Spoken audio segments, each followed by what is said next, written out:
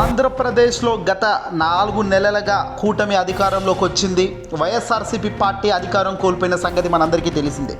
ఇక ఆ తర్వాత జరుగుతున్న ప్రతి చర్య, దానికి తగ్గట్టు ఆధారాలు ప్రజానికం ప్రతిదీ గమనిస్తూనే ఉంటుంది. ఒక సాధారణంగా కొత్తగా ఎప్పుడు ఏ ప్రభుత్వం వచ్చినా కూడా అందరి చూపు ఆ ప్రభుత్వం వైపే ఉంటుంది. వాళ్ళు తీసుకునే నిర్ణయాల వైపే ఉంటుంది. వాళ్ళు ఆచరించే అంశాల వైపే ఉంటుంది. వాళ్ళు అమలు చేసే విషయాలపైనే ఆసక్తి ఉంటుంది.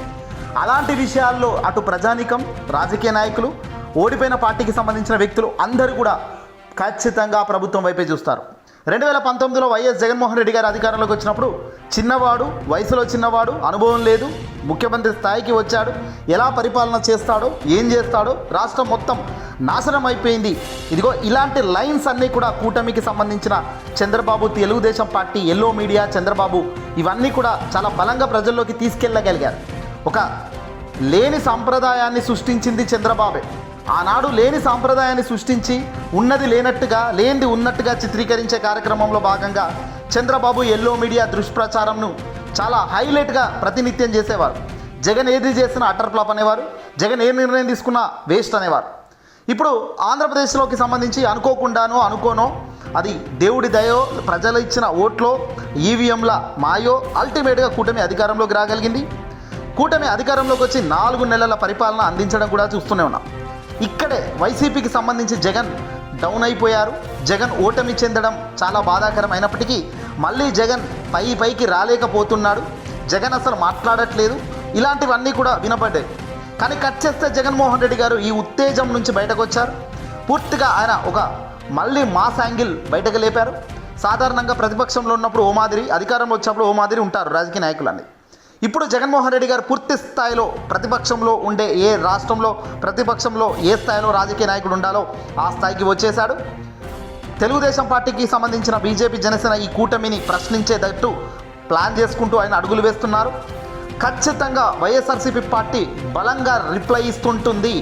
తిప్పి కొడతాం మిమ్మల్ని జాగ్రత్త అనేటట్టుగానే ఒక భయాన్ని క్రియేట్ చేయగలిగింది అంటే అది జగన్ ప్రెస్ మీట్లు ఈ మధ్యకాలంలో చూస్తున్న మాటలకు బట్టి క్లియర్గా చెప్పవచ్చు. వరద బాధితులను పరామర్శించేందుకు విజయవాడలోకి వెళ్ళిన జగన్ అయితేనేమి, నందిగమార్ సురేష్ ఇతర వ్యక్తులను అరెస్ట్ చేసినప్పుడు ఆ జైలుకు వెళ్ళి పరామర్శించి అనంతరం మీడియా ముఖంగా మాట్లాడిన తీరైతేనేమి, ఈరోజు నిన్న పిఠాపురంకు సంబంధించిన నియోజకవర్గంలో, ఏలూరు నియోజకవర్గానికి సంబంధించిన వరద బాధితులను పరామర్శించిన అనంతరం జగన్ మీడియాతో మాట్లాడిన దృశ్యాలైతేనేమి, ఇవేవి కూడా చూస్తే ఖచ్చితంగా ఒకటి మాత్రం చాలా క్లియర్గా, చాలా ప్రాక్టికల్గా జగన్ ముందుకు వెళ్తున్నారు అనేది మాత్రం క్లియర్గా తెలుస్తుంది.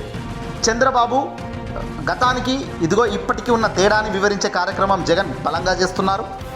ఎన్నికల్లో గెలిపే లక్ష్యంగా వెళ్ళిన చంద్రబాబు, పవన్ కళ్యాణ్ ప్రజల ముందుకు వచ్చి ఏ హామీలు ఏ విధంగా చెప్పారో కళ్ళకు కట్టినట్లు జగన్ ప్రతిసారి ప్రతి సందర్భంలో ఆయన చెప్పడం జరుగుతుంది.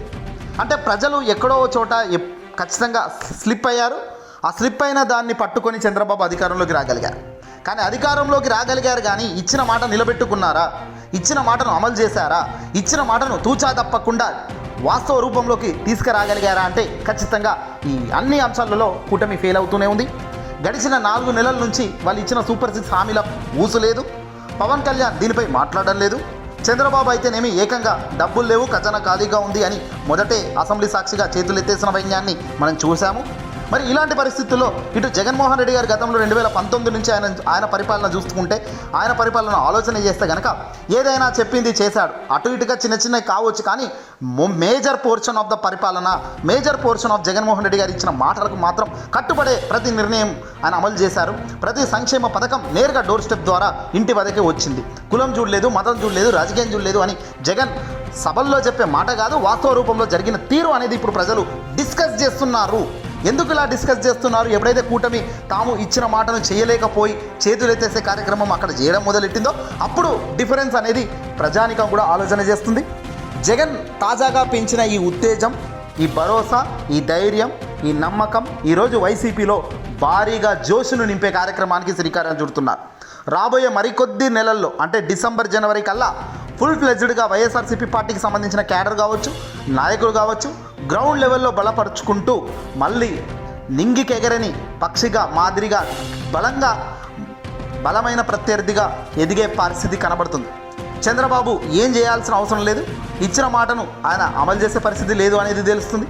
చెప్పిన ఏ హామీలు కూడా ఆచరణ సాధ్యం కాదనే పరిస్థితి కనబడుతున్నప్పుడు ఖచ్చితంగా అల్టిమేట్గా ఇదంతా వైసీపీకి ప్లస్ అవుతుంది తప్ప మైనస్ ఎందుకు అవుతుంది?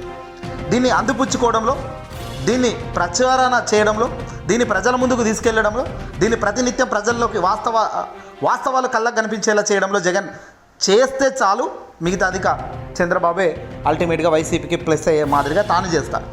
ఇది జగన్ పెంచిన ఉత్తేజానికి భారీగా వైసీపీ ఇప్పుడు జోష్తో నిండిపోయిందనే దానికి అర్థం.